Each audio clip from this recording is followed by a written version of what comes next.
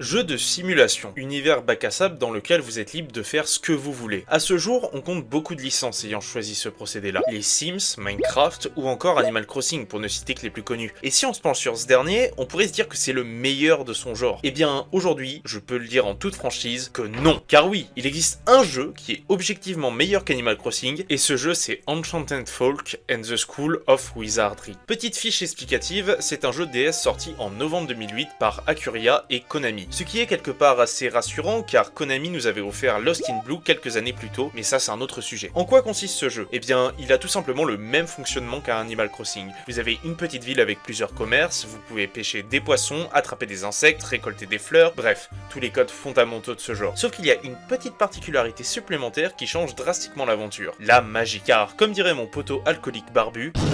tu es un sorcier, Adrien.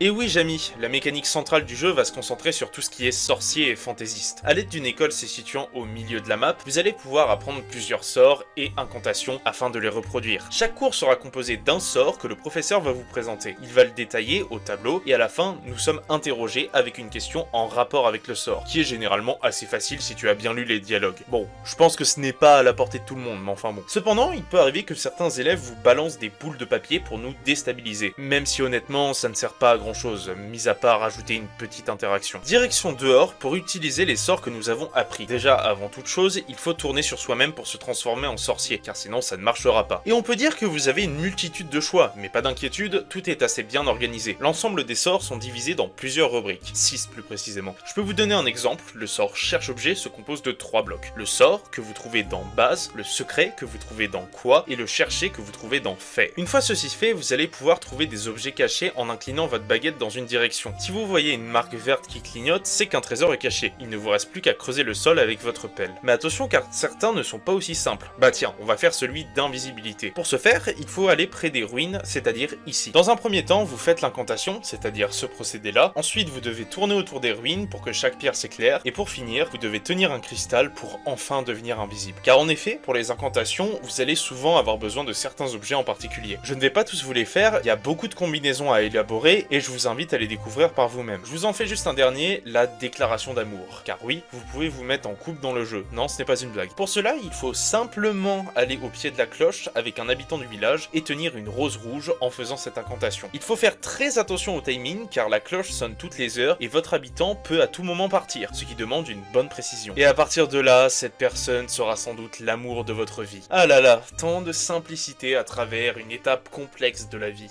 Salut, est-ce que ça te dirait de sortir avec moi?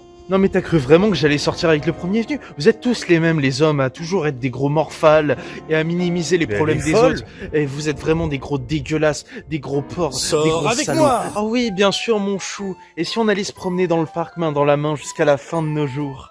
Bah avec plaisir.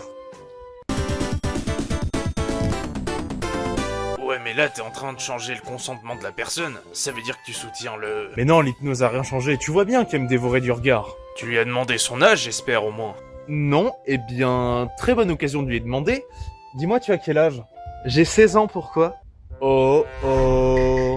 Je pense que vous l'avez compris, cette mécanique va être bénéfique pour l'entièreté du jeu. Mais bon, assez parlé des sorts. En ce qui concerne la map du jeu, comme je l'ai expliqué, il y a beaucoup de commerces, comme une boutique de vêtements, un bar, un fleuriste, un bric-à-brac où l'on peut vendre tous ces articles. Vous avez même un magasin avec des produits en tout genre, comme des balais, des mobiliers, des lave-vaisselle et j'en passe. Hormis les magasins, vous avez plusieurs endroits à explorer, comme la forêt, la plage, une maison hantée, une grotte. C'est un univers vraiment très vaste et il n'y a aucune raison de s'ennuyer. Qui dit nouveau lieu, dit davantage d'espèces animales à découvrir, car vous allez en avoir beaucoup, croyez-moi. Et c'est très différent d'Animal Crossing. Alors oui, on a la chasse, jusqu'ici tout va bien, sauf qu'il y a quelques différences. Tout d'abord, on va vous préciser la taille. Il y a plusieurs catégories. Ensuite, vous n'allez pas au musée, mais à la bibliothèque pour enregistrer vos espèces dans les livres qui leur sont consacrés. Le bleu, c'est pour les poissons, le vert pour les insectes. Vous devez simplement leur donner la créature pour qu'ils la mangent et l'enregistrent dans sa base de données. Il va en plus de cela vous donner un objet comme récompense. En fonction de sa taille, plus il sera gros, plus votre récompense sera grande. De quoi vous remplir remplir bien les poches. Ce qui est marrant, c'est que les deux ont des personnalités totalement opposées. Le poisson est enthousiaste et énergique, tandis que l'insecte est blasé. Ah oui, vu que je ne vois pas trop où le mettre dans mon texte, on peut naviguer avec un balai.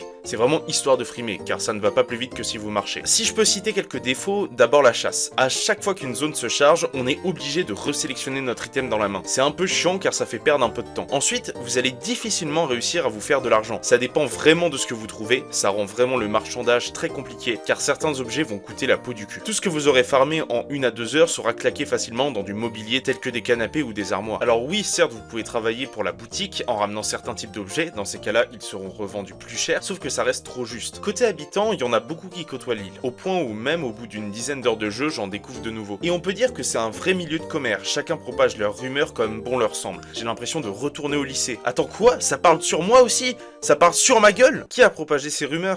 Celui qui dit qu'il a fait, je lui offre un sandwich. Il a quoi le sandwich? À la fraise. De toute façon, je vais bien finir par le savoir, vu que j'ai l'incantation d'invisibilité. On verra bien qui propage ses ragots à mon égard. Et waouh, y en a, ils habitent dans des arbres, et t'en as qui ont le luxe d'être en appartement. Comment ça se fait que moi, je suis l'un des seuls à être dans le dortoir? Oui, d'ailleurs, ça c'est ma maison. Vous avez vu, c'est beau? Dis-le que c'est beau, dis-le! Je vous rassure, tout n'est pas noir dans ce village. Vous pourrez avoir de sacrées bonnes conversations comme celle-là.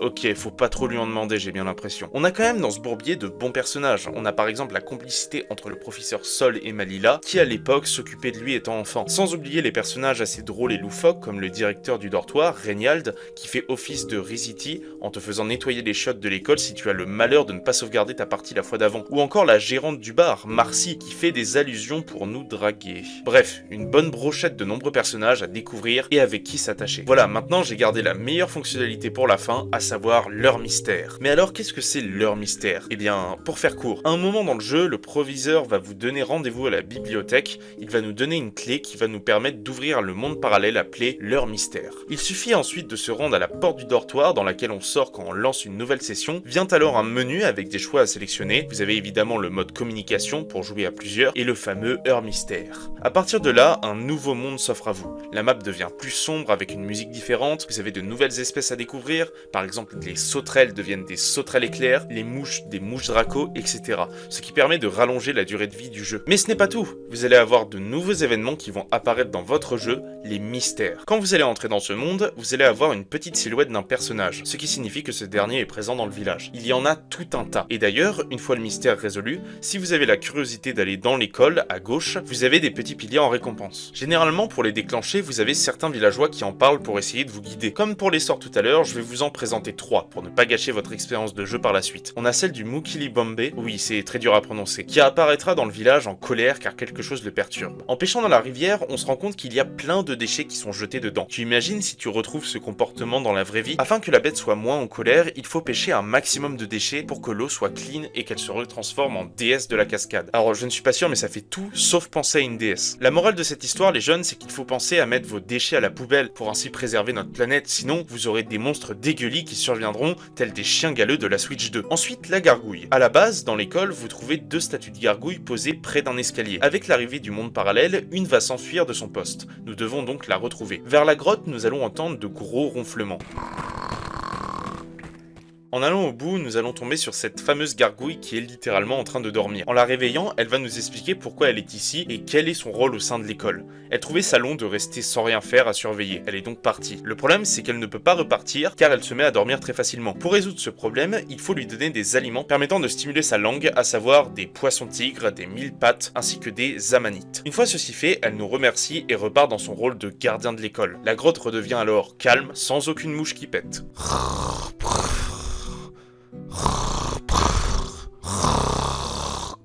Eh oh! Mais t'es malade ou quoi? Arrête de pioncer, gros là. Allez, un petit dernier et je vous laisse tranquille. Le Jack-o'-lanterne. Lui, c'est surtout en période d'Halloween que vous allez le croiser. Ici, rien d'impressionnant. Il va se transformer en un habitant du village et le but va être de le trouver dans une petite partie de cache-cache. Il reste moins impressionnant que les 2 précédents, mais à contrario, il vous permettra d'avoir plusieurs meubles pour ainsi décorer votre petit dortoir. Pour résumer Enchanted Folk of School and Wizardry, vous mettez Animal Crossing et Harry Potter, vous les fusionnez et ça donne ce jeu. Je vous le recommande vivement. Moi qui ne suis pas trop jeu de de simulation de vie en temps normal, j'ai été très captivé dans cette aventure. Ce qui m'a fait découvrir ce jeu, c'est cette vidéo que j'ai regardée où les gens donnaient des jeux très sous-cotés. and the School of Wizardry, il date de 2009 et c'est par les mêmes personnes qui ont fait Animal Crossing. Et c'est littéralement Animal Crossing mais dans une école de magie. Et du coup on peut apprendre des sorts, on peut lancer des sorts, rencontrer des créatures magiques et même dater des personnages dans le jeu. J'avais découvert une version craquée parce qu'il a presque pas été diffusé en Europe et c'est un gros coup de cœur. Maintenant c'est presque impossible de le trouver en cartouche mais en ROM c'est... Voilà, donc si tu passes par là, cette vidéo existe grâce à toi. Alors forcément, à la longue, ce concept est essoré petit à petit et à force de faire les mêmes choses en boucle, vous finirez par ne plus y retourner et c'est bien normal. Mais je peux vous l'assurer, Enchanted Folk met une vitesse à Animal Crossing. Et d'ailleurs, d'une certaine manière, c'est un peu l'ancêtre des jeux avec les Mi, comme Tomodachi Life ou Mythopia. Entre les petits ragots à droite à gauche, les amitiés et les amourettes. Merci à tous d'avoir regardé cette vidéo, c'était un plaisir de vous présenter ce jeu, et si mon contenu vous plaît, n'hésitez pas à vous abonner. En attendant, je vous dis à bientôt pour de prochaines aventures.